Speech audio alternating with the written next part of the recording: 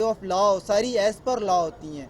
मैंने पहली एप्लीकेशन दी कि इसे डिसक्वालीफाई किया जाए क्योंकि ये अमेरिका का शहरी था जिस टाइम इसने बयान अल्फी जमा करवाया था रिटर्निंग ऑफिसर के पास।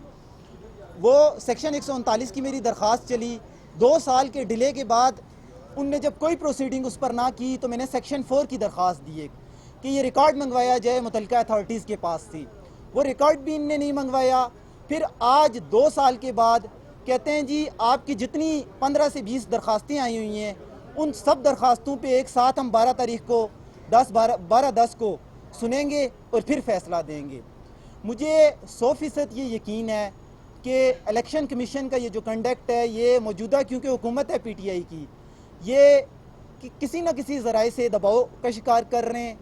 कभी बेंच पूरा नहीं होने देते, कभी मेंबर्स पूरे नहीं होते, हमेशा इसी तरह के हीले बहाने जो हुकूमत की तरफ से, करंट हुकूमत की तरफ से किए जा रहे हैं, दबाव दिया जा रहा है ताकि 2 साल में, हालांकि इस पटिशन में ऐसी कोई चीज़ नहीं थी जिसका डिसीजन ना किया जा सके।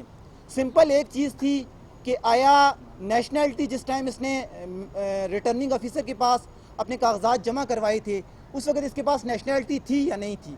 उस एक सिंपल चीज़ का जवाब देने के लिए इनने 2 साल लगा दिए और आज तक उस चीज़ का जवाब नहीं दिया। हालांकि बिल्कुल सिंपल चीज़ है, वहाँ से सेक्शन 4 की मेरी एप्लीकेशन पर अमल दरामद किया जाए और मंगवाया जाए रिकॉर्ड, वो रिकॉर्ड मंगवाया जाए तो 100% ये डिस्क्वालीफाई होता है। देखिए आज के दिन अपोजिशन भी मौजूद है, हुकूमत भी मौजूद है। हम ये क्वेश्चन करते हैं मिनिस्टर साहब से, वो कह रहे थे कि एक डिसइंफॉर्मेशन होती है जो सहाफ़ी फैलाते हैं, एक मिस इन्फॉर्मेशन होती है। हम ये पूछना चाह रहे हैं कि जो फैसल वाडवा की दोहरी शरीयत की बात थी वो हमें काइंडली मिनिस्टर साहब बता दें हुकूमती तर्जुमान होने से कि वो डिसइंफॉर्मेशन थी या मिस इन्फॉर्मेशन थी। स्वागत सर, मेहरबानी। एक सादा सा सवाल है कि मैं इस केस में नहीं आया, पौने 2 साल में एक दिन नहीं आया, वो भी इस वजह से कि फैसल वाडा साहब सीट छोड़ चुके हैं और वो सेनेटर मुंतखब हो चुके हैं और सेनेट की सीट भी मैंने चैलेंज की है जो कि सिंध हाई कोर्ट में इस वक्त पिटीशन इसकी पेंडिंग है।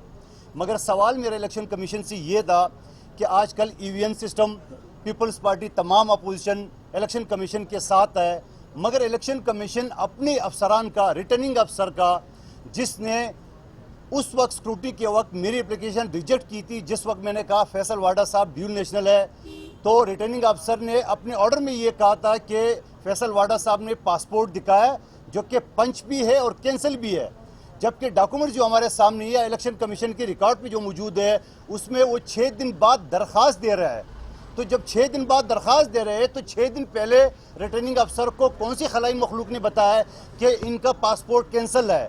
यही मेरी गुजारिश थी आज भी कि आप अपने अफसरान की सरजनिश कर दे, हम आपके साथ हैं पूरी तरह इलेक्शन प्रोसेस में, फेयर एंड फ्री इलेक्शन के हवाले से, मगर आपके अफसरान जो रिटर्न पे ऑर्डर कर रहे हैं उस रिटर्न पे ऑर्डर के लिए 3 साल मुझे गुजर गए, जियोते घिस गए मेरे मुख्तलिफ अदालतों के, इलेक्शन कमीशन के, मगर जवाब नहीं ले सका इलेक्शन कमीशन अपनी रिटर्निंग अफसर से। यही मेरा सवाल छोड़ के उनके सामने गया हो, देखते अगली तारीख क्या होता है।